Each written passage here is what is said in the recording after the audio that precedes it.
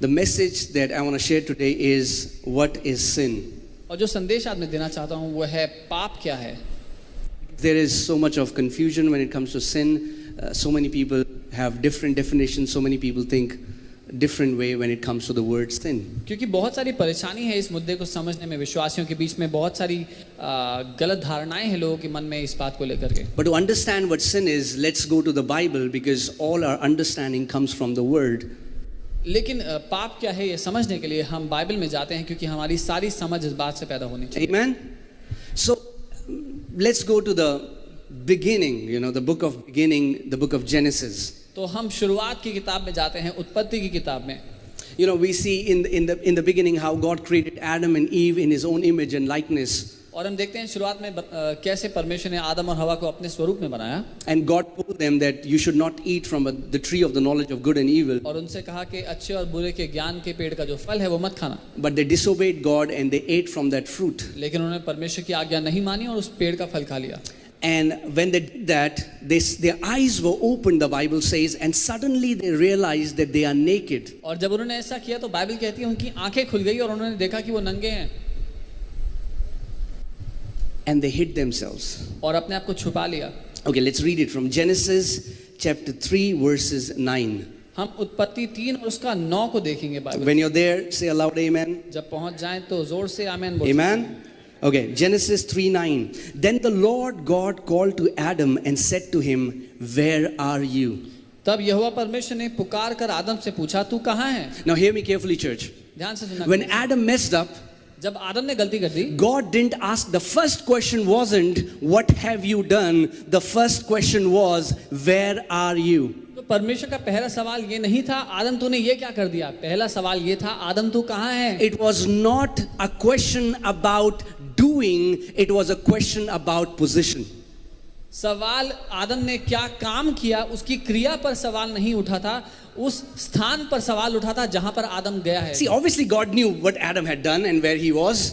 हाल साबित सी बात है परमेश्वर को पता था उसने क्या किया है. But the Bible says when God made man, God crowned him with glory and with honor. लेकिन बाइबल बताती है जब परमेश्वर ने मनुष्य को बनाया तो उसको महिमा से और आदर से उसने उसका मुकुट दिया. But when sin entered, man lost that glory. लेकिन जब पाप ने प्रवेश किया मनुष्य ने उस महिमा को खो दिया. So first thing, if you want to write it down. Only the glory of God can cover our nakedness. सबसे पहली बात अगर आप लिखना चाहते हैं लिख लें, केवल परमेश्वर की महिमा उस नंगेपन को ढांप सकती है. Okay?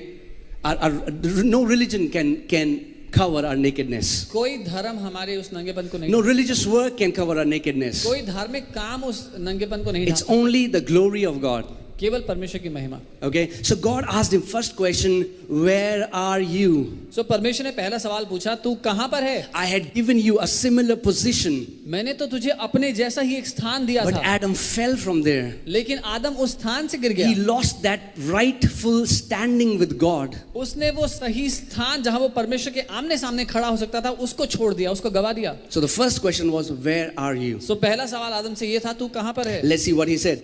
देखते हैं उसको. Verse 10. So he said, "I heard your voice in the garden and I was afraid because I was naked and I hid myself." तो उसने कहा मैं तेरी आवाज सुनकर तेरी आवाज बगीचे में सुनकर डर गया क्योंकि मैं नंगा था इसलिए छिप गया. Okay, so we see three things happening here after sin entered. तो पाप के प्रवेश के बाद हम तीन चीजें होते हुए देखते हैं यहाँ पे. Adam said he is afraid. आदम ने कहा कि वो डर गया. So fear entered into the relationship. इस रिश्ते में पाप ने प्रवेश कर लिया. Okay, so Adam said, "I was afraid because I was naked." आदम ने कहा कि मैं डर गया क्योंकि मैं नंगा था. And I hid myself. और मैंने अपने आप को छुपा लिया. That is the manifestation of sin. It brings fear, nakedness and shame. ये पाप का प्रकटीकरण है, पाप का सबूत है. पाप डर, नंगापन और शर्म लेकर के आता है. Again, second question God didn't do. What did you do, Adam? दोबारा अगला सवाल परमेश्वर ने फिर भी नहीं पूछा कि तूने क्या कर दिया. The next question that God asks is, "Who told you that you were naked?" जो अगला सवाल परमेश्वर आदम से पूछता है वो ये है कि तुझे किसने कहा कि तू नंगा है. Which voice did you believe? किस आवाज को तूने सुन लिया. Which voice did you keep above my voice? किसकी आवाज को तूने मेरी आवाज से ऊपर रख दिया? For God had never told them that they are naked, क्योंकि परमेश्वर ने उनसे कभी नहीं कहा था कि वो नंगे but हैं, they heard the enemy. लेकिन उन्होंने दुश्मन की आवाज सुनी। Are you getting what I'm saying, church? So we have always thought sin as wrongdoing. So हमने हमेशा पाप को एक गलत काम के रूप में समझा है। Oh, what is sin? It's lying, it's cheating, stealing, murder. तो पाप क्या है? झूठ बोलना, चोरी करना, हत्या करना। But if we see, let's go to Mark chapter 2 verses 16. लेकिन अगर आप मरकुस 2 उसके 16 को देखेंगे, Amen, church, are you alive? कलीसिया आप जीवित Okay, हैं? Mark 2:16. मरकुस 2:16। And when the scribes and Pharisees saw him eating with tax collectors and sinners, they said to his disciples, "How is it that he eats and drinks with tax collectors and sinners?" शास्त्रियों और फरीसियों ने यह देखकर कि वह तो पापियों और चुंगी लेने वालों के साथ भोजन कर रहा है, उसके चेलों से कहा, वह तो चुंगी लेने वालों और पापियों के साथ खाता पीता है। Verse 17. 17वीं आयत। When Jesus heard it, जब यीशु ने ये बात सुनी, he said to them, उसने उनसे कहा, "Those who are well have no need of a physician, भले चंगों को वैद्य की आवश्यकता नहीं, but those who are sick." परंतु बीमारों को है। So Jesus compared sin with sickness. सो यीशु ने पाप की तुलना बीमारी से की। Amen. It's very important. If you understand this, you will understand sin. ये समझना बहुत जरूरी है, क्योंकि जब आप ये समझेंगे तो आप पाप को समझ जाएंगे। Jesus didn't consider sin as an external wrongdoing. He considered sin as a sickness. यीशु ने पाप को एक बाहरूनी गलत काम नहीं कहा, उसने पाप को एक बीमारी बताया। Because our definition of godliness is more good works plus less bad works is equal to holiness. क्योंकि ईश्वरीय जीवन या पवित्रता की जो हमारी परिभाषा है वो ये है कि ज्यादा अच्छे काम और कम से कम बुरे काम, इससे एक आदमी पवित्र होता है। Amen? Is that true or not? I think that's the entire journey. We will do more good works, we will do less bad works, and we'll become more holy. शायद यही पूरी यात्रा है कि हम ज्यादा से ज्यादा अच्छे काम करें और ज्यादा से कम बुरे काम करें, तो हम ज्यादा पवित्र होंगे अंत में। But the problem is that God, our God whom we serve, our heavenly Father, He says, "Be holy as I am holy." लेकिन समस्या ये है कि जो हमारा स्वर्गीय पिता है, जो परमेश्वर जिसकी हम सेवा करते हैं, उसने ये कहा कि जैसे मैं पवित्र हूं वैसे पवित्र हो। He didn't say be holy and full stop. उसने ये नहीं कहा कि पवित्र हो। So there is no reference. So He said be holy as I am holy. So कोई आदर्श या कोई उदाहरण नहीं है हमारे लिए, लेकिन उसने खुद के लिए खुद को आदर्श देकर के कहा कि ऐसे पवित्र हो जैसे मैं पवित्र हूं। So how much fast can you do that you will become holy as God? तो आप कितना उपवास कर सकते हैं कि आप परमेश्वर जितना पवित्र हो जाएं? How many hours of Bible can you read so that you become holy like God? कितने घंटे बाइबल पढ़ लेंगे कि परमेश्वर जितने पवित्र हो जाएं? How much charity you can do? How much praying for the sick you can do so that you can become holy like God? कितना दान चंदा और कितने भले काम कर लेंगे कि आप परमेश्वर जितने पवित्र हो सकें? See, there was a problem with these scribes and Pharisees, and so many of us have the same problem. इन शास्त्रियों फरीसियों की एक समस्या थी और हम में से बहुतों की वही समस्या है। Okay, and they saw Jesus sitting with sinners, and they said, "Why are you sitting with sinners as if they are not one?" फरीसी और सदूकी ये लोग जब इन्होंने यीशु को पापियों के साथ बैठे देखा, चुंगी लेने वालों के साथ बैठे देखा, उसने कहा ये पापियों के साथ क्यों बैठा है? इस बात को ऐसे कहा जैसे कि उनको पता है कि वो खुद पापी नहीं है। Okay, guys, bear with me so that you'll understand this, and then it's so beautiful once we understand. Then this walk with Jesus won't be an ever exhausting journey where you are trying to please God. मेरे साथ इस बात में बने रहो और जान लोगे कि ये जो यात्रा है यीशु मसीह के साथ इतनी खूबसूरत है, और वो थका देने वाली यात्रा नहीं होगी जहां पे हम लगातार ये प्रयास करें कि कैसे करके परमेश्वर को प्रसन्न करें। Amen. You know, when Adam and Eve, when sin entered, Adam and Eve exactly knew that it's not something wrong that they have done. They knew now there is something wrong with them. आदम और हवा ने जब वो पाप कर लिया तो उनको ये पता था कि उन्होंने कुछ गलत किया नहीं है, लेकिन उनके व्यक्तित्व में कुछ गलत हो गया है। Are you getting? it was not something wrong that they did, they understood something wrong had happened with them. उनको ये पता था कि उन्होंने कुछ गलत नहीं किया, लेकिन उनके व्यक्तित्व, उनके वजूद में कुछ गलत हो गया है अब। So the Bible, so many people have this confusion because they don't understand that when we talk about sin, the Bible uses two different words. क्योंकि बहुत से लोग ये बात नहीं जानते, जब पाप की बात की जाए तो बाइबल दो अलग शब्दों का प्रयोग करती है। If you will read the book of Romans, from 1 Romans till 7, you will see the word sins being used, plural, and the Bible uses word sin and sins. जब आप रोमी की पुस्तक पढ़ेंगे पहले से 7वें अध्याय तक, तो वहाँ पापों की बात होती है। पापों शब्द यानी कि बहुवाची शब्द का इस्तेमाल हुआ है, और अलग रूप से बाइबल बात करती है पाप की, जो कि अकेला उसकी बात करता है। So when you read a verse and there's the scripture sin, we say, oh, it's sin. But no. Sin is completely different than sins. और इसीलिए हमें समझना जरूरी है, जब बाइबल अकेले पाप की बात करती है वो अलग है, जब वो बहुवाची पापों की बात करती है उससे। So I've just made a chart so that you can understand, so that it becomes simple. Guys, can you put it up? मैंने एक चार्ट बनाया था कि आप आसानी से समझ पाएं। Okay, so sin and sins. So पाप और बहुवाची पापों की बात जब होगी। Okay, so if you understand this, it will be very clear. अगर आप ये समझ लेंगे तो आपके लिए बहुत आसान होगा। Okay, so when I'm saying sin, it's the sin. और जब मैं पाप की बात कर रहा हूं तो वो वास्तविक गलती है, वो वास्तविक पाप है। You and me didn't commit this. आपने और मैंने ये वास्तविक पाप नहीं किया था। Do you know that? क्या आपको पता है? It's Adam who did that. आदम ने किया था। Okay, let's go to, so first thing is, this sin is internal, it's not external. सबसे पहली बात, ये जो पाप है ये वजूद में है, अंदरूनी है, Yeah, it's बाहरूनी in नहीं। you. ये मनुष्य के अंदर है, बाहर नहीं है। Okay, it's not something you learn. When a person was born after the image of Adam, he was born with this intel inside, you know. Laptop comes with this much GB, this much chip. We were born with that. So ये वो पाप है जो कोई सीखता नहीं, लेकिन उसके साथ पैदा होता है। जब आदम ने पाप किया तो सारी मनुष्य जाति में ये पाप प्रवेश कर गया, इसके साथ एक व्यक्ति का जन्म होता है। Okay, let's go to Romans 7:20. रोमी 7 उसका 20 देखते हैं। Okay, open your Bibles to Romans 7:20.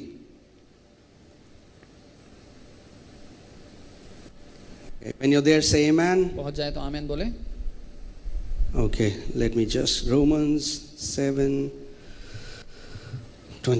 Okay, now if I do what I will not to do, it is no longer I who do it, but sin that dwells where?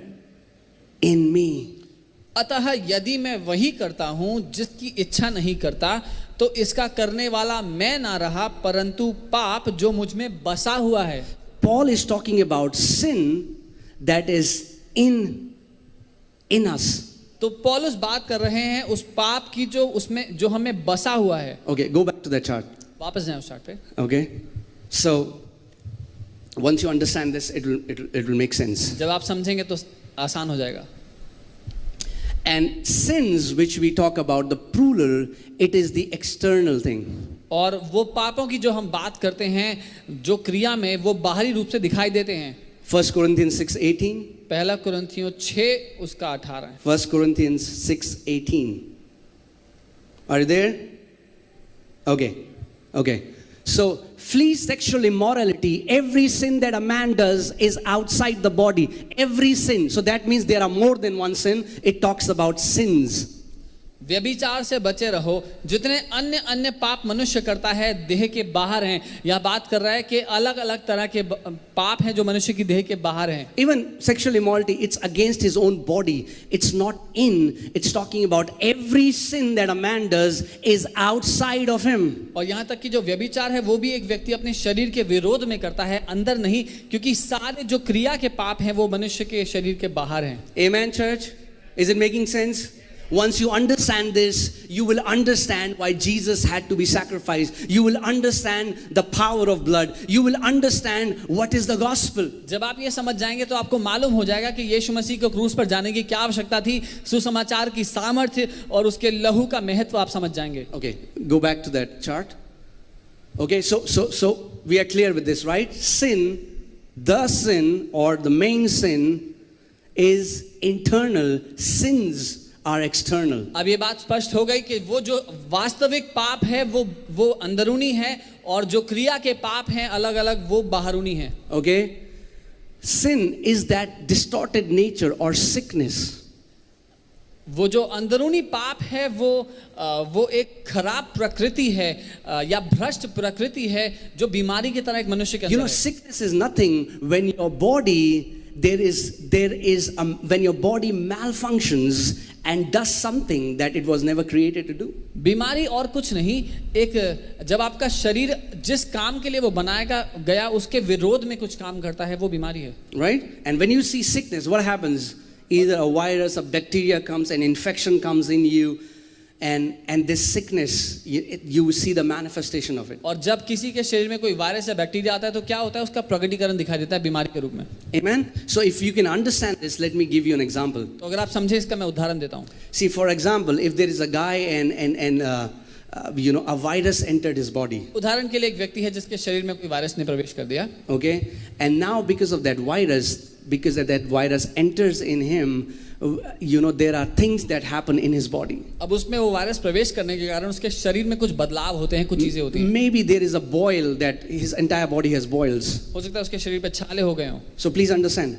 समझें, You can treat the boils outside. जो बाहर छाले हुए हैं उसका तो आप इलाज कर सकते हैं. You can put betadine, you can put some cream, and maybe those boils will heal. But until you deal with the virus inside, that manifestation will keep coming back, keep coming back, keep coming back. और बाहर की जो चीजें हैं जो बाहर दिखाई देती हैं उस पर आप दवाई लगा सकते हैं, उसका इलाज कर सकते हैं, लेकिन जब तक वो वायरस अंदर है और उसका इलाज आप नहीं करेंगे, वो जो बाहर प्रकटीकरण हो रहा है वो बार बार दोहराता रहेगा. Amen, church? That's why we don't only need forgiveness of sins, we need deliverance from sin.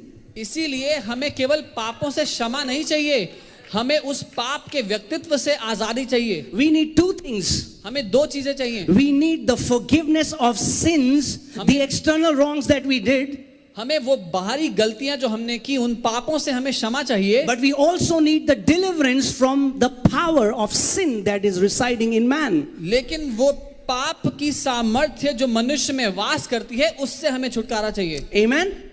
So for example, let's take an example. There is a guy, a virus enters in him. You have seen those weird zombie movies. He becomes a zombie. और आपने वो zombie movies देखी होंगी. मान लीजिए एक virus एक व्यक्ति में प्रवेश कर दिया और वो zombie जैसा बन गया. He goes and he kills 3 people. और वो जाता है लोगों को मारता है. Gets arrested. उसको पकड़ लेते हैं. Okay, so his case is presented. The lawyer said that he did that because he was not in his senses. It's because of the virus he did that. और उसका जो lawyer है वो ये बात करता है, उसका वकील के इस व्यक्ति ने जो खून किए वो इसलिए क्योंकि वो वायरस उसके अंदर प्रवेश कर गया था. So the judge has compassion on this guy and the judge says, okay, I don't punish you, I don't condemn you. Okay, go. We release him. और जो जज हैं वो उस व्यक्ति पे दया दिखाते हैं, बोलते हैं जाओ हम तुम्हें आजाद कर देते हैं. So he has received forgiveness of sins. तो उस व्यक्ति को उसके पापों की क्षमा तो मिल गई है. But even though he gets the forgiveness of sins, the problem is he will be a zombie all his life.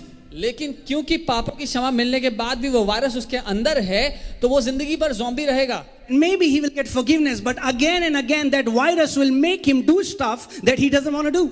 और हो सकता है उसको दोबारा माफी मिल जाए, लेकिन वो वायरस जो उसके अंदर है वो उसको बार बार मजबूर करेगा कुछ और करने के लिए. So even though as awesome as forgiveness looks, if there is no deliverance from that virus, that man's life will be messed up. So हालांकि दिखने में माफीनामा बहुत महिमान्वित है, बहुत खूबसूरत दिखाई देता है, लेकिन वो वायरस उसके जीवन की हालत बदतर करता रहेगा. What he needs is उसको असल में चाहिए क्या? not only forgiveness of sins but also deliverance from that sickness. केवल पापों की क्षमा नहीं, लेकिन उस बीमारी से आजादी चाहिए उसको. Amen. And that's why we have this wallpaper, because that is the gospel, the cross and the blood.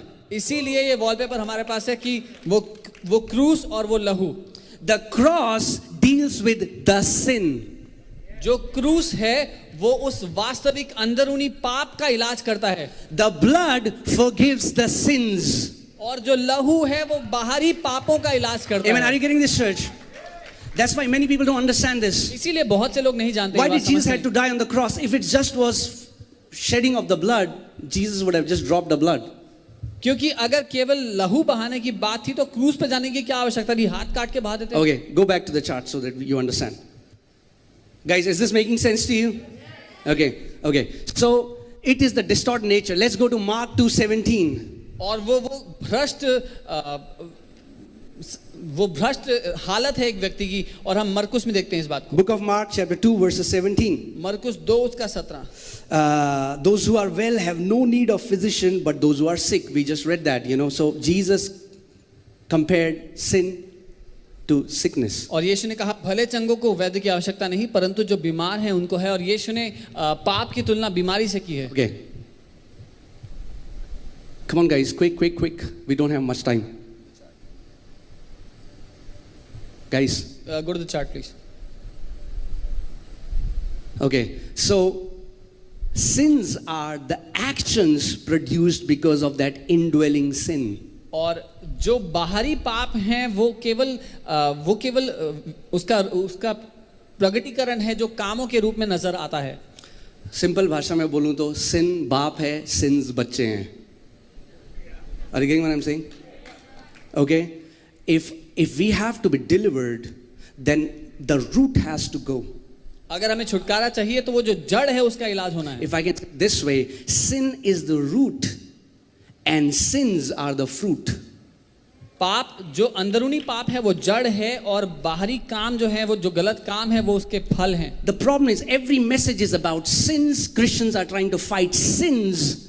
समस्या यहाँ पर है कि सारे संदेश कलीसियाओं में पापों के बारे में है. वो मसीह लड़ रहे हैं उन पापों से जो वो करते हैं. So it's a behavior. It's like don't sin, don't do that, don't do this, don't do that. So सारा प्रचार क्या है? ये ना करे, वो ना करे, ऐसा ना करे, वैसा ना करे. And maybe you will walk perfectly for 6 months. और हो सकता है 6 महीने के लिए आप ईमानदारी से चलें. And you're like, wow, awesome.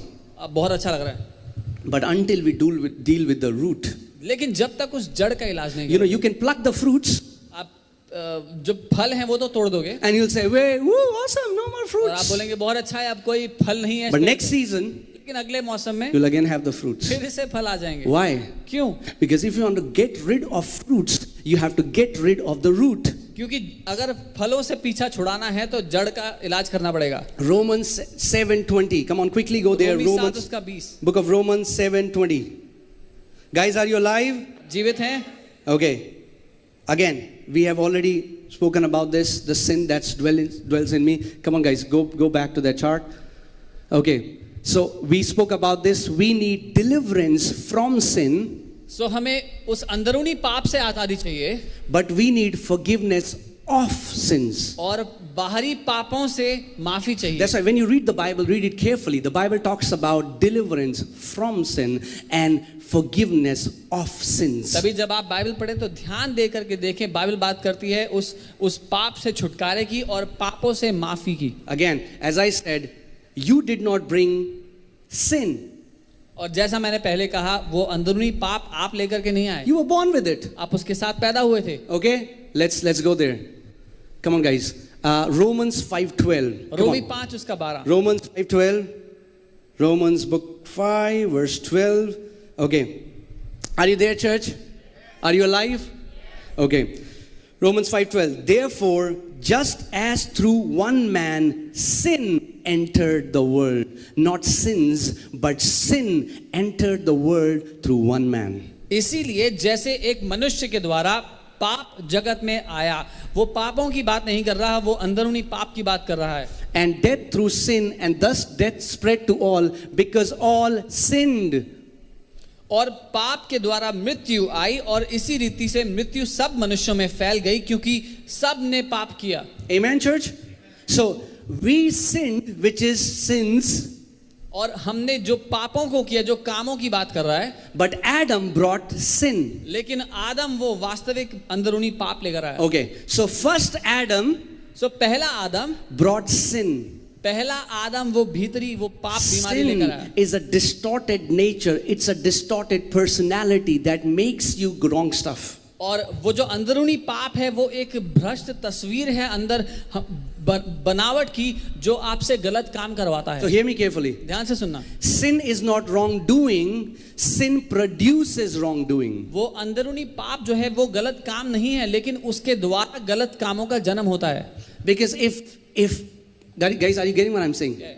sin is not wrongdoing, sin is a wrong nature. वो अंदरूनी पाप जो है वो गलत काम नहीं है, लेकिन वो एक भ्रष्ट चरित्र है। So through first Adam, तो पहले आदम के द्वारा sin entered into the world. उस अंदरूनी पाप ने प्रवेश किया दुनिया में। In the same way, through the last Adam, righteousness entered into the world. उसी तरीके से आखिरी आदम के द्वारा धार्मिकता ने जगत में प्रवेश किया। And as sin is not wrongdoing, so righteousness is not right doing.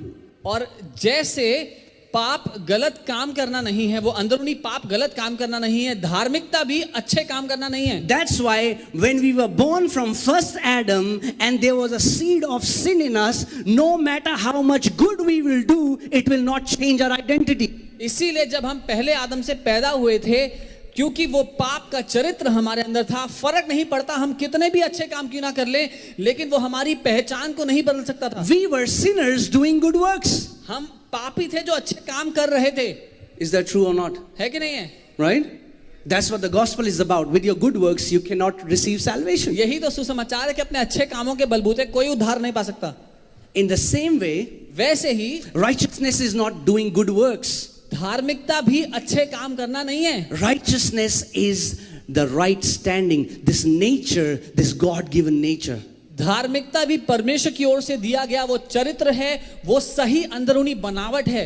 And as sins make us do wrong works, in the same way righteousness empowers us to do good works. और जैसे पाप हमें मजबूर करता है गलत कामों को करने के लिए, धार्मिकता हमें मजबूर करती है अच्छे कामों को करने के लिए। Guys, go back to that chart, please.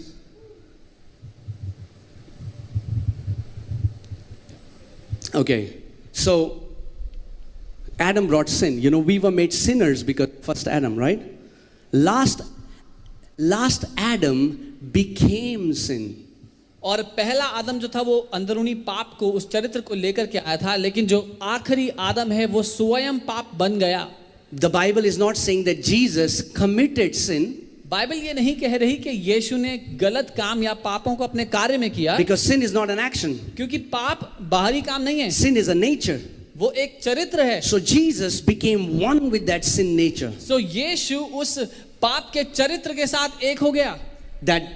So if I give you that example, अगर मैं आपको वो उदाहरण दूं, that man with the virus, वो व्यक्ति जिसमें वायरस था, the example is, so now a person comes and says, you know, I'll become one with him. और एक व्यक्ति आता है जो उसके साथ एक होता है, I'll share with this sickness. और वो कहता है इस बीमारी में मैं भी हिस्सा लूंगा। Whatever sickness is in him, put that in me. जो कोई बीमारी उसके अंदर है वो मेरे में भी डाल दो। And when I'll overcome it, put my antibody in him. और जब मैं उस बीमारी को हरा दूंगा तो उसका जो इलाज मेरे शरीर में है इसमें डाल दो। Are you getting what I'm saying? It's not about this guy. इस व्यक्ति के बारे में बात नहीं हो He रही। cannot do anything. ये कुछ नहीं कर सकता। We would have not earned salvation no matter what we did. हम कुछ भी क्यों ना कर लेते, कभी भी उद्धार नहीं पा सकते। We had lost that glory. हमने वो महिमा खो दी। It was not about what we will do. मुद्दा ये नहीं था कि हम क्या कर सकते हैं, But this man लेकिन ये व्यक्ति became one with our sin. वो हमारे पाप में, उस वजूद में एक हो गया, Overcome that sin उस पाप को हरा दिया and gave us a new nature. और हमें एक नया चरित्र दे दिया। First Adam brought sin, last Adam brought righteousness. पहला आदम पाप लेकर के आया, आखिरी आदम धार्मिकता लेकर के आया। Amen, church. If you can get this, you'll understand what this is. अगर आप समझ जाएंगे तो बहुत आसान हो जाएगा कि You क्या will है। stop your this all never exhausting struggle to become holy. तो ये जो कभी ना खत्म होने वाली, थका देने वाली जो दौड़ है पवित्र बनने की, वो शांत हो जाएगी आपकी। Can I give you one definition of sin? I was just thinking, Lord, what is sin? What is sin? Tell me what is sin. मैं पाप की परिभाषा देता हूँ और मैं प्रभु से पूछा था, प्रभु पाप क्या है उसकी And the Lord took me परिभाषा। to a scripture. और प्रभु ने एक वचन मुझे दिखाया। He has given us the definition of sin in the Bible. परमेश्वर ने हमें पाप की परिभाषा दी है वचन Okay, में। let's go to John 16, 8 and 9. यूहन्ना 16 उसका 8 और 9 हम देखते Okay, हैं। come on guys, we just have 12 minutes left. Quickly. So, is this timer right? Okay, yeah. Okay guys, so come on, John 16:8. For when he has come, he will convict the world of sin and of righteousness and of judgment. और वह आकर संसार को पाप और धार्मिकता और न्याय के विषय में निरुत्तर करेगा। It's talking about the sin. वो बात कर रहा है उस अंदरूनी पाप की। Next verse. अगली आयत, Of sin because they do not believe in me. पाप के विषय में इसलिए कि वे मुझ पर विश्वास नहीं करते। That is our problem, church. यही हमारी समस्या है We कलीसिया। still try to be righteous with our works and we do not believe in what Jesus has done. हम अभी भी अपने कामों के बलबूते धर्मी होने में लगे हुए हैं। यीशु ने जो किया उस पर भरोसा नहीं करते। Many people say sin is disobedience. कई लोग कहते हैं अनाज्ञाकारिता पाप Adam है। disobeyed God. आदम ने अनाज्ञाकारिता की परमेश्वर के प्रति। Disobedience was just an external action. अनाज्ञाकारिता केवल बाहरी एक उसका रूप था। The sin was not trusting the Father. असल में पाप तो ये था कि परमेश्वर पे भरोसा नहीं करना। Why do people commit sin? Why do people steal? Why do they kill? Why they fake? Why are they ready to? Because they don't trust that God can be their source. Because they don't trust that God can take care of their family. Because they don't trust. क्यों लोग पाप करते हैं, क्यों लोग चोरी करते हैं, क्यों लोग हत्या करते हैं? क्योंकि वो भरोसा नहीं करते कि परमेश्वर उनके घर की देखरेख कर सकता है। Come on, church. There's a lot of silence in this place. Are you okay? I'm thinking that this silence is in a good reason. You're thinking. मैं उम्मीद करता हूँ सन्नाटा अच्छे कारण से है। Amen. So guys, understand this. इस बात को समझें। Bible says, without faith, it is impossible to please God. Bible कहती है विश्वास के बिना परमेश्वर को प्रसन्न करना असंभव So है। that means the only way you can trust God is, you can please God is when you trust Him. इसका मतलब एकमात्र तरीका परमेश्वर को प्रसन्न करने का है जब आप उस पर भरोसा करते हैं। That means when God says something to you and your five senses say something else, you choose to trust what God says and that's what pleases Him. इसका मतलब जब परमेश्वर आपसे कुछ कहता है और आपकी ज्ञानेंद्रियां, आपकी 5 ज्ञानेंद्रियां आपसे कुछ और कहती हैं, तो आप भरोसा करते हैं जो परमेश्वर कहता है उस बात पर, ये उसे प्रसन्न करता है। That means when Jesus has washed you, when Jesus has cleansed you, when He has redeemed you, delivered you from sin, but still you feel not righteous, what do? You still choose to believe what He says about you. इसका मतलब जब यीशु ने आपको अपने लहू से धो दिया, पवित्र कर दिया, निर्दोष ठहरा दिया, आपके पापों को क्षमा कर दिया,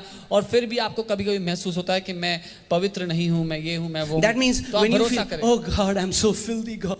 अगर कोई ऐसा कहता है हे प्रभु मैं बहुत ही घिनौना हूं I'm Prabhu, so unclean, God. मैं बहुत ही अपवित्र हूं प्रभु, He will say, ask you the same question He asked Adam. Who told you you were unclean? तो परमेश्वर आपसे वही सवाल करेगा, किसने तुझसे कह दिया कि तू अपवित्र है? Who told you you are not good enough? किसने तुझसे कह दिया कि तू काफी नहीं, तू Who अच्छा नहीं? told you you are not worthy? किसने तुझसे कह दिया कि तू लायक नहीं, तू योग्य नहीं? Amen. So sin is not wrongdoing.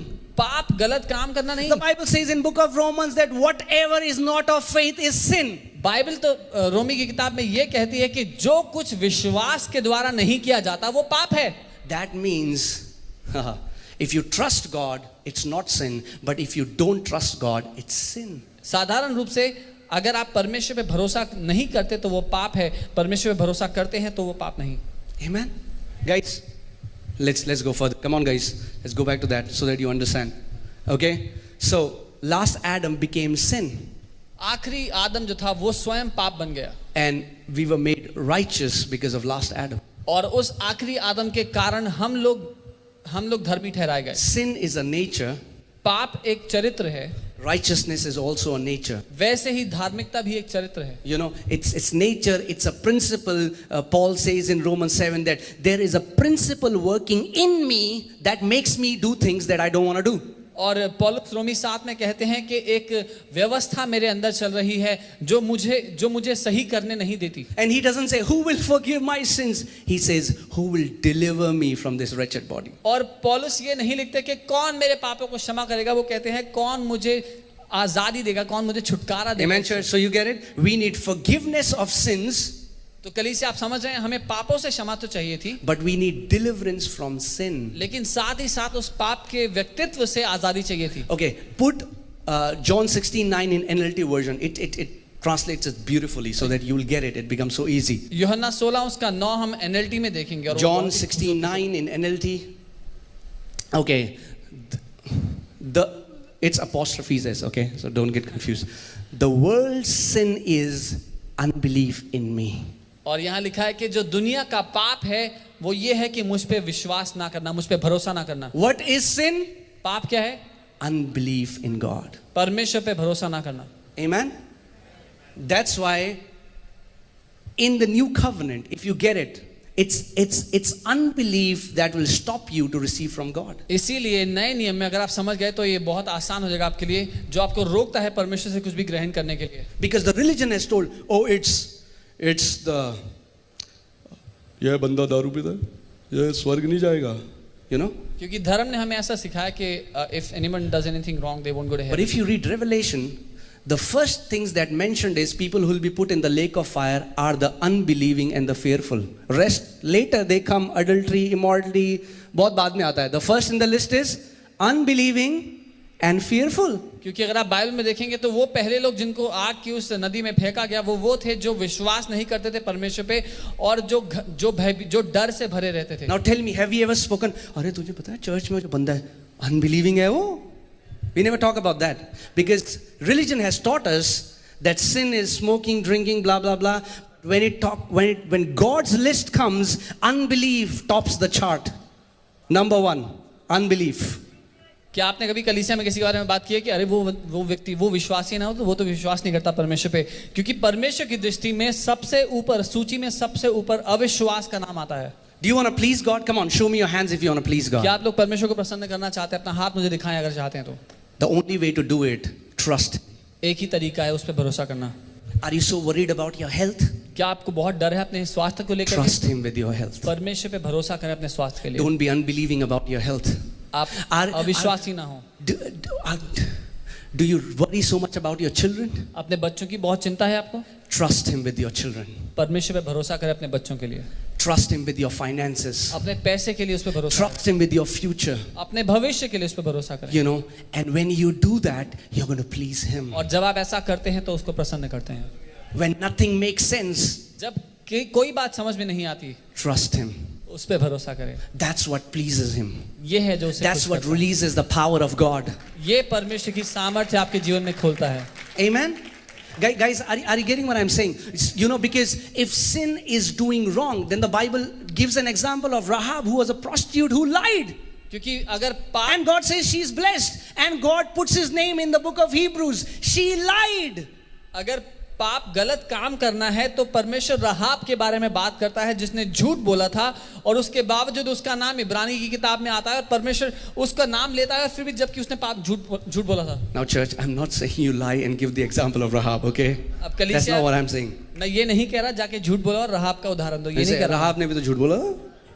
No, I'm not saying that. मैं ये नहीं कह रहा हूँ. What I'm saying is, in her position, when she was about to be killed, she trusted God with her life, giving the testimony for people of God. That's why the Bible says she was blessed. You know, she trusted God with her life.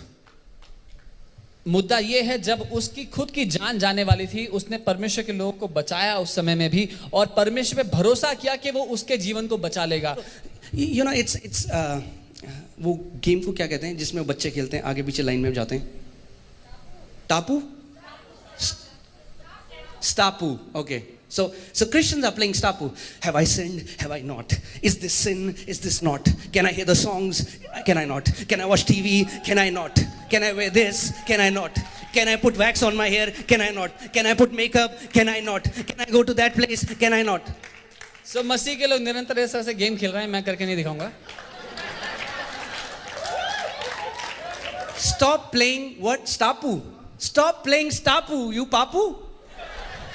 So ये स्टापू खेलना बंद कर दें परमेश्वर के साथ. The question is not, is this right or wrong? The question is, am I trusting God in this situation?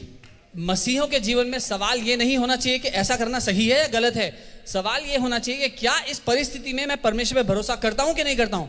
Are you getting what I'm saying, church? Come on, that's powerful. It's all about trusting the Father. क्योंकि सारा मुद्दा पिता पर भरोसा करने का है. You know, yesterday I was just seated on my chair and just thinking about my girls. मैं कल कुर्सी पर बैठ करके अपनी बेटियों के बारे में सोच रहा था. You know, Ellie said that, oh, Papa, I'm having stomach ache. और एली कहती मेरा पेट दर्द हो रहा है. You know what I prayed? पता है मैंने क्या I प्रार्थना? held her in my arms मैंने उसको अपने हाथों में पकड़ा and I just spoke to the Father and I said, Father, I trust you with Ellie. और पिता से प्रार्थना किया, कहा पिता मैं आप पे भरोसा करता हूँ I एली के. trust you for her health. मैं आप पे भरोसा करता हूँ उसके स्वास्थ्य के लिए. I will not try to earn her healing. I trust you that you freely release healing for all your children. मैं उसकी चंगाई कमाने की कोशिश नहीं करूंगा, लेकिन मैं भरोसा करता हूं कि आपने आजादी से अपने सारे बच्चों को स्वास्थ्य दिया है।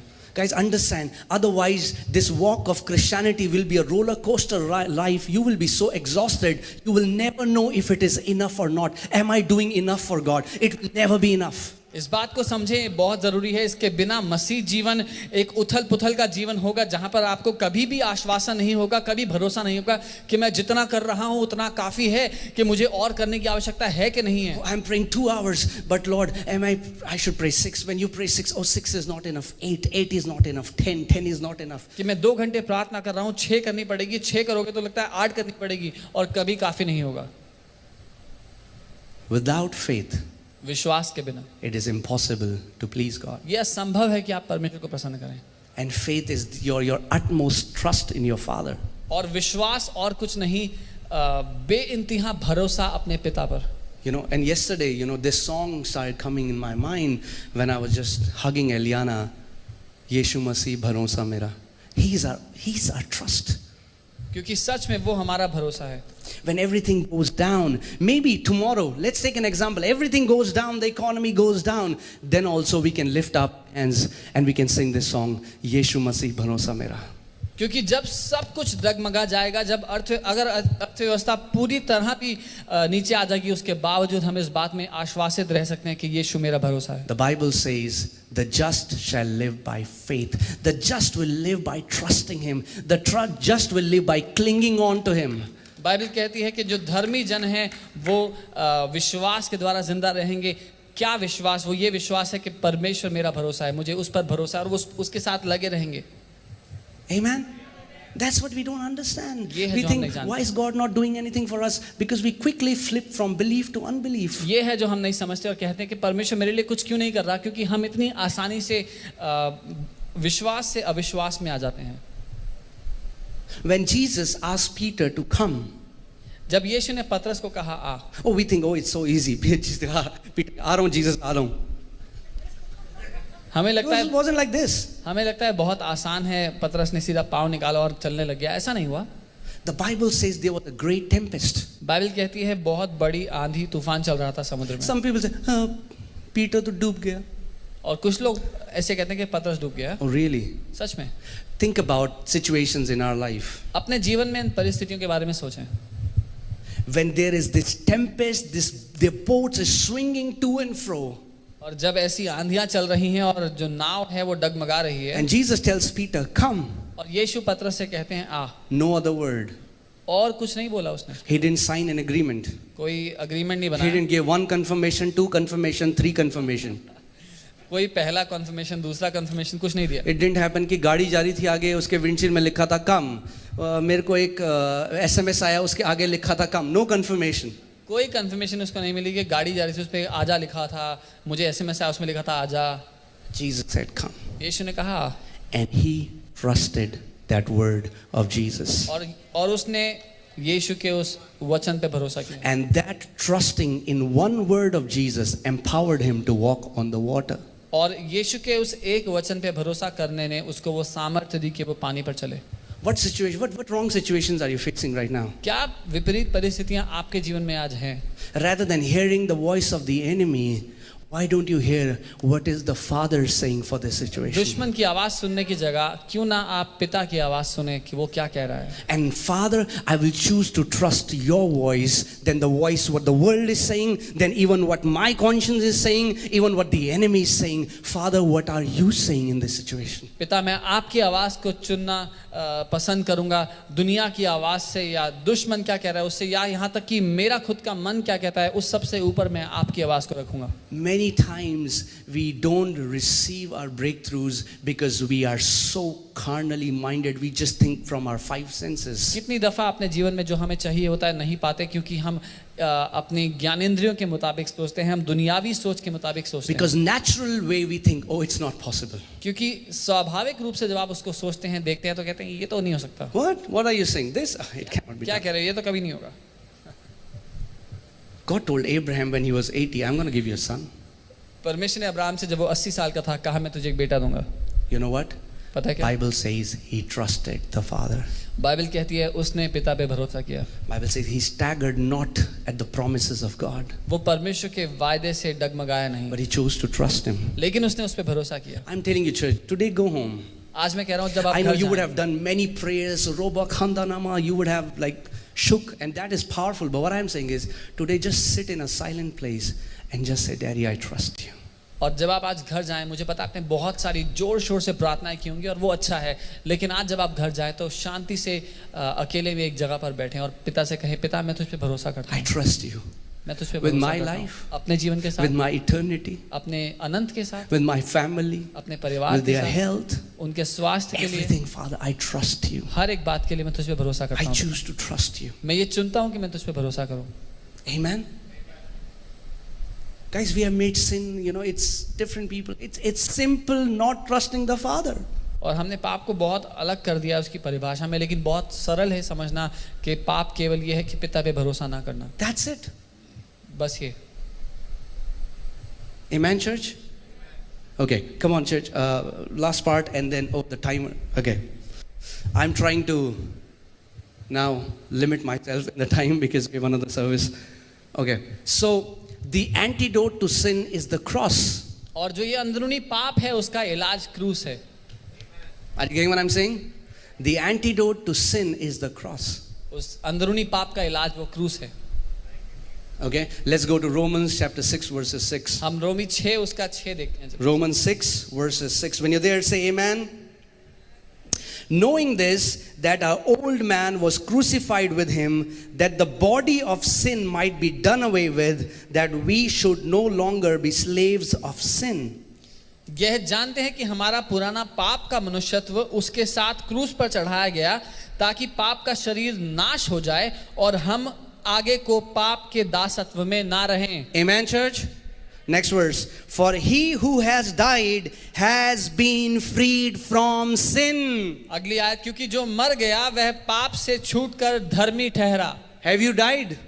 That's the question. क्या आप मर चुके हैं? ये If सवाल you है. have died, then you are freed from sin, Bible says. अगर आप मर चुके हैं तो आप पाप से आजाद हैं, बाइबल And we कहती है. died with him. और हम मसीह के साथ मर गए. So let's go back to that example. Okay, this guy comes, this guy has this virus. He says, okay, I have a plan. So उदाहरण के लिए वो उस व्यक्ति पे वापस जाते हैं जिसमें वायरस था और ये व्यक्ति आते हैं कहते हैं मेरे पास योजना है. I have a plan. मेरे पास योजना है. I'm going to become one with you. तुम्हारा जो वायरस है उसमें मैं एक हो जाऊंगा. And then we'll die. और फिर मर जाएंगे. But you trust me. लेकिन मुझ पे भरोसा करना. Because I will be resurrected. क्योंकि मैं मौत को हरा के जी उठूंगा. And when I overcome sin, because the Bible says, we don't have much time, but Bible says when sin entered, death entered through it. और बाइबल कहती है जब पाप ने प्रवेश किया मृत्यु ने प्रवेश किया. So not only we needed the deliverance of sin, we also needed deliverance from death. So केवल हमें पाप से ही छुटकारा नहीं चाहिए था, मृत्यु से भी छुटकारा चाहिए So था. Jesus Christ on the cross not only delivered us from sin, he also overcame death. So केवल यीशु ने क्रूस पर उस पाप के व्यक्तित्व से हमें नहीं छुड़ाया, लेकिन उसने मौत को भी हरा दिया. So Jesus tells humanity, I'm going to die, So यीशु मनुष्य जाति से कहता है कि मैं मरूंगा तुम्हारे लिए, but I'll be resurrected. लेकिन मैं मौत को हरा के जी And the उठूंगा. Bible says in the book of Ephesians chapter 2 that when Jesus was raised, he was not raised alone, we were raised with him. और इफिसियों की पत्री दूसरा अध्याय कहता है जब यीशु मौत को हरा के जी उठा तो वो अकेला नहीं जी उठा, हम उसके साथ जिंदा किए गए. And it was not like that when we were raised, so then Jesus like, okay, मैं heaven जा रहा हूँ, तुम यहाँ रहो मेरे चरणों के पास. तो Jesus said, I'm going to restore you back to your original position because Adam, where are you? But now Jesus restored us back, and the Bible says now we are seated with Christ Jesus in the heavenly places. That was the place that God had set for us, and now Jesus Christ restored us back to that place. और अब ऐसा नहीं कि जब यीशु मौत को हरा के जी उठा उसने कहा मैं तो स्वर्ग जा रहा हूं, तुम मेरे पांव की जूती बन के रहो, लेकिन उसने कहा मैं तुम्हारे असली स्थान में तुम्हें वापस लौटा दूंगा, क्योंकि आदम ने वो स्थान गवा दिया था. यीशु ने वापस मनुष्य जाति को वो स्थान में वापस लौटा दिया, एक पुत्र के स्थान में, उस महिमा से भरे हुए सिंहासन पर. What was the temptation of Adam and Eve? आदम और हवा के लिए क्या समस्या थी? Satan told them, if you will do this, you will be like God. शैतान ने उनसे ये कहा था अगर तुम लोग ऐसा करोगे तो परमेश्वर जैसे बन सकोगे. And his gives us the same temptation. और वो हमें भी वही देता है। If you will pray more, you will be like God. अगर ज्यादा प्रार्थना करोगे तो ज्यादा धर्मी If बन you will जाओगे। give more, you will be like God. अगर ज्यादा दोगे तो ज्यादा धर्मी होगे। If you will do this, then you will be like God. अगर ऐसा करोगे तो ज्यादा धर्मी If you होगे। want to do this, then you will be like God. अगर ये करोगे तो ज्यादा धर्मी होगे। The answer should be, उत्तर ये होना चाहिए, I am already like God, that's why I pray. I am मैं already पहले like he- God, that's why I give. I am already like God. मैं पहले से ही परमेश्वर की तरह हूँ इसीलिए मैं प्रार्थना करता हूँ। मैं पहले ही परमेश्वर के जैसा हूँ इसलिए मैं देता हूँ। Amen? So when Satan comes to tempt you, your answer should be, don't you know where I am? जब शैतान आपको परखने के लिए आए तो आपका उत्तर होना चाहिए, तुझे नहीं पता मैं कहाँ हूँ? I am seated with Christ Jesus मैं in the मसीह के heavenly साथ- places. मैं मसीह के साथ स्वर्ग में बैठा हूँ। Are you getting church? So the gospel is not just हमने पाप कर दिए, माफी मिल गई, स्वर्ग जा रहे हैं. No. It's about restoring mankind to the place of glory and honor that God had destined for us. तो सुसमाचार केवल इतना नहीं कि हम पापी थे अब छुटकारा मिल गया स्वर्ग जाएंगे, लेकिन सुसमाचार ये है कि यीशु ने हमें वापस उस महिमान्वित स्थान में वापस लौटा दिया है जहां पर पिता ने मनुष्य जाति को बनाया था, महिमा और आदर से भरे हुए। Amen. There is another amazing revelation. We don't have time. Cross, blood and water dripping. Maybe someday I'll share why water and blood had to drip, and today how it cleanses us. The water and the blood and the water of the word. The water cleanses our feet. The blood. Okay, next time. We don't have time. But blood will wash our sins. We were crucified, died with Jesus, and we were freed from sin. और उस लहू ने हमारे पापों को क्षमा कर दिया और क्रूस पर वो पाप के व्यक्तित्व से हम आजाद कर दिए गए। Now I have a new nature. अब मेरे अंदर एक नया वजूद, एक नया The व्यक्तित्व है। question comes, then why do I still do things that I do? तो Because we don't trust God. तो सवाल ये उठता है कि फिर मैं वो सब क्यों करता हूँ जो मैं नहीं करना चाहता? Because still we trust the voice of the enemy that tells us that you are not worthy. क्योंकि अभी भी हम परमेश्वर की आवाज पे भरोसा नहीं करते, अभी भी हम दुश्मन की आवाज सुनते हैं और जो कहता है कि तू योग्य नहीं, तू लायक नहीं। When God tells to his church, you are holy, and if the church can trust, I am holy, and if you can just meditate, I am holy, sin will lose all the power. जब परमेश्वर अपनी कलीसिया से कहता है कि तू पवित्र है और परमेश्वर के लोग अगर इस बात को समझ ले, जो परमेश्वर कहता है उस पर भरोसा कर ले, इस बात पर अपने मन को ठहराए कि मैं पवित्र हूं, तो उनके जीवन से पाप अपनी सारी सामर्थ्य खो देगा। We have made holiness the fruit and good works the root. हमने पवित्रता को फल बना दिया है और अच्छे कामों को उसकी जड़ बना दिया है। If I don't watch this, if I don't eat this, if I don't drink this, if I live good enough for 6 months, then I will believe I am अगर मैं holy. ये नहीं देखूंगा, ये नहीं खाऊंगा, ऐसा नहीं करूंगा, 6 महीने तक ऐसे ही जीऊंगा, तब जाके मैं थोड़ा सा पवित्र होऊंगा। But when you believe I am holy, not because of what I have done, but I am holy because of what Jesus has done, and if you will trust him and you will believe I am holy, automatically those works will start flowing from your life. लेकिन जब आप ये बात जानते होंगे कि मैं पवित्र इसलिए हूँ, इसलिए नहीं कि जो मैं करता हूँ, लेकिन इसलिए क्योंकि जो यीशु ने कर दिया उसके कारण मैं पवित्र हो चुका हूँ, अपने आप वो भले काम आपके जीवन से नजर आएंगे। Come on church, can we all stand up? आइए हम सब खड़े हो जाएं। And today, guys, today I just want you to just close your eyes. And it's not about what you have done, it's about, do you trust the Father? और मैं चाहता हूँ अपनी आंखें आप बंद करें और ये आज मुद्दा ये नहीं कि आपने कितना कुछ किया है, लेकिन मुद्दा ये है आप कितना भरोसा करते हैं पिता पे। Come on, just close your eyes and just tell him, Father, I trust you. अपनी आंखें बंद करें, उससे कहे पिता मैं तुझ पे भरोसा करता हूँ। I trust you, Papa. पिता मैं तुझ पे भरोसा करता हूँ। I trust you with my life. पिता मैं तुझ पे भरोसा करता हूँ अपने जीवन के साथ, I trust you with my eternity. अपने अनंत के साथ मैं तुझ पे भरोसा करता I trust you for my family. हूँ, अपने परिवार के लिए मैं तुझ पे भरोसा करता हूँ। You are my provider. तू मेरा चरवाहा है, You are my protector. तू मेरा सुरक्षा करने You वाला है, are my portion. तू मेरा हिस्सा है, You are my strength. तू मेरा बल है, You are my all in all. तू मेरा सब कुछ है। Come on, you speak to him in your own words. आप उससे बात करें अपने खुद के शब्दों में। Just trust him. When things don't make sense, trust him. उस पे भरोसा करें, जब कुछ समझ में ना भी आए तब भी। When everything all around you is falling, trust him. जब आपके इर्द गिर्द सब कुछ गिर रहा हो, बिखर रहा हो, उस पे भरोसा करें, Trust his word. उसके वचन पे भरोसा करें। Just say, Father, I choose to trust you. और कहें पिता मैं तुझ पे भरोसा करता हूँ। Even when my mind says something else, even when my friends say something else, even when the experts in the world say something else, but Father, I choose to trust you because you have said in your word.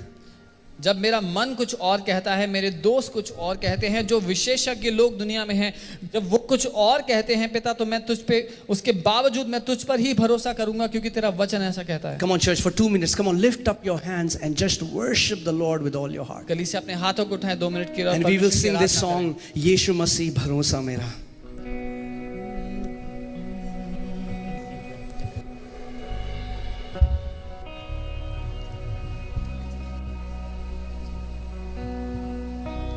Come on, just trust him.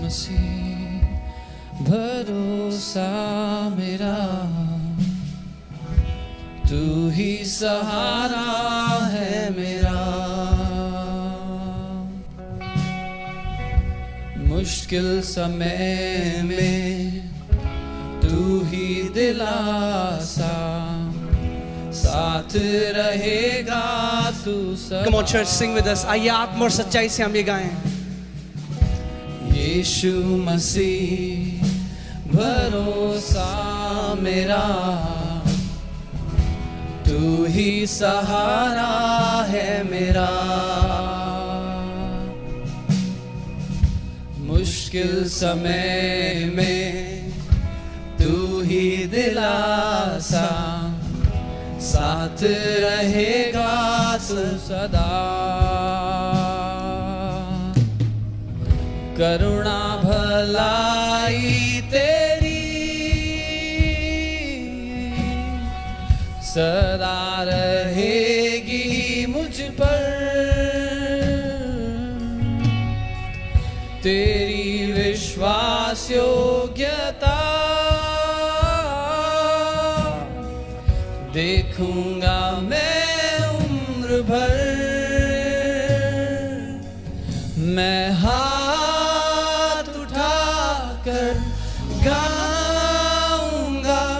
यीशु तेरा नाम रहे ऊंचा। Come on church, sing together.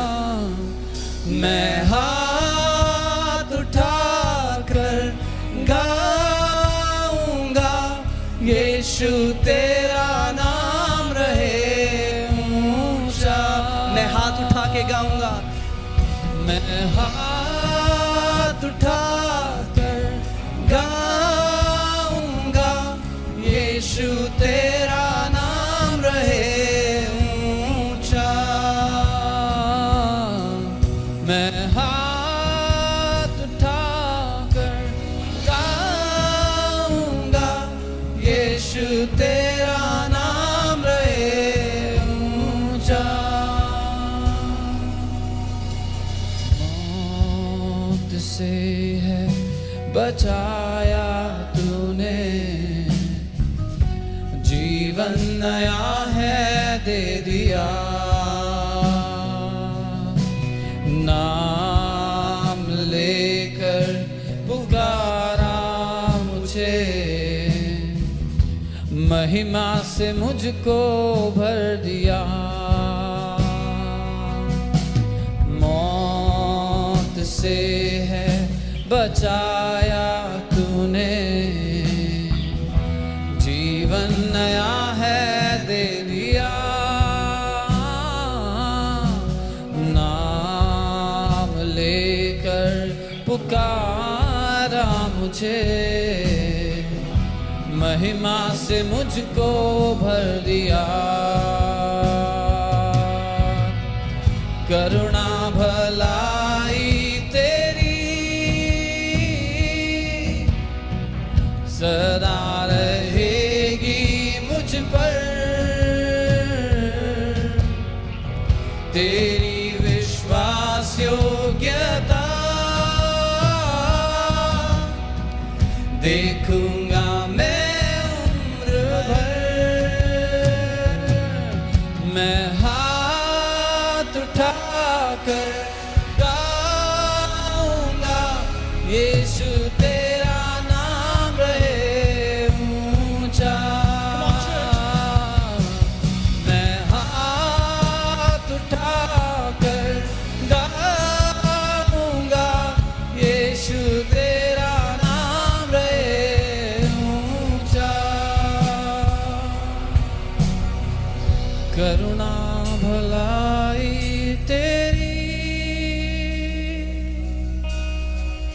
सदा रहेगी मुझ पर